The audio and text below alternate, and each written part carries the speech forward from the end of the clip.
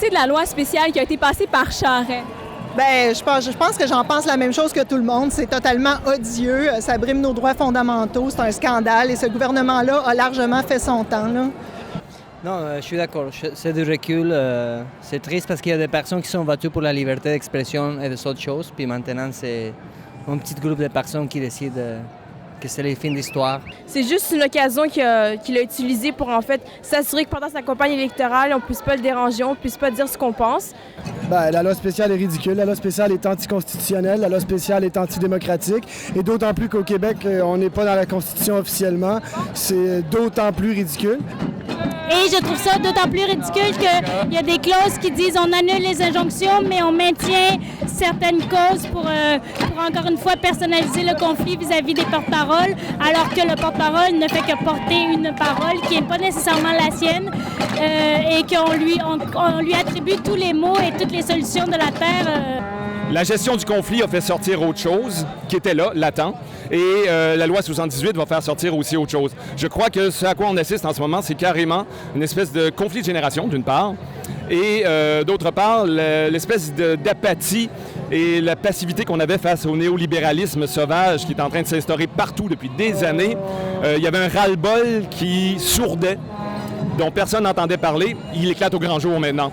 C'est une question d'évolution des sociétés.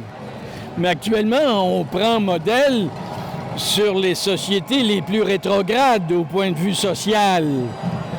Les États-Unis, le Canada anglais, mais il faudrait plutôt regarder celles qui sont les plus avancées.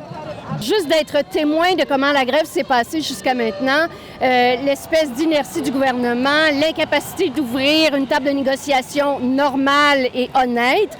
En plus, il rajoute là-dessus une loi spéciale qui, là, touche tout le monde. Bien là, c'est l'enfer. Non, ça n'a plus de bon sens. Est-ce qu'aujourd'hui, les Québécois, on a prouvé qu'on était plus forts que cette loi-là? En effet, je pense que ce qu'on a prouvé, c'est qu'on n'est pas dupes. On ne va pas se faire avaler quelque chose.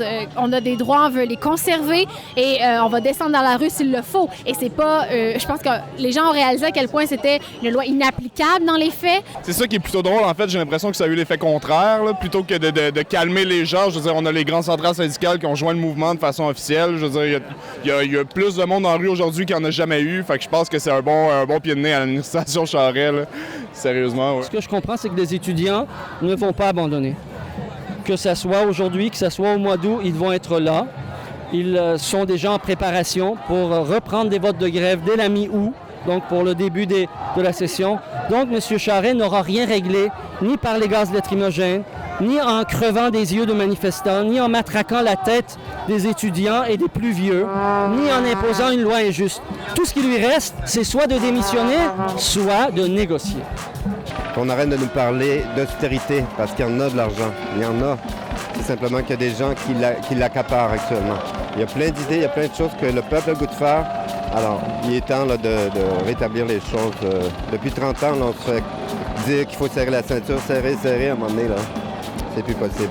Il y a des élections qui s'en viennent. M. Charest a beau essayer ce qu'il veut, il ne réussira pas à l'éviter. Je pense qu'il va les perdre et je pense qu'on va aller vers autre chose. Peut-être un retour à une réelle social-démocratie, je ne sais pas, mais en tout cas, je pense qu'il y a des belles choses qui s'en viennent. En souhaitant aussi que les gens vont avoir la mémoire assez longue, il y a des élections bientôt, il faut qu'ils débarquent. Ces gens-là ont perdu toute conscience de ce que c'est réellement le Québec, de où on est rendu et de qu'est-ce qu'on a besoin. Si tu pouvais dire quelque chose à Charest en ce moment, qu'est-ce que tu lui dirais? Écoute-nous. Et pour de vrai cette fois.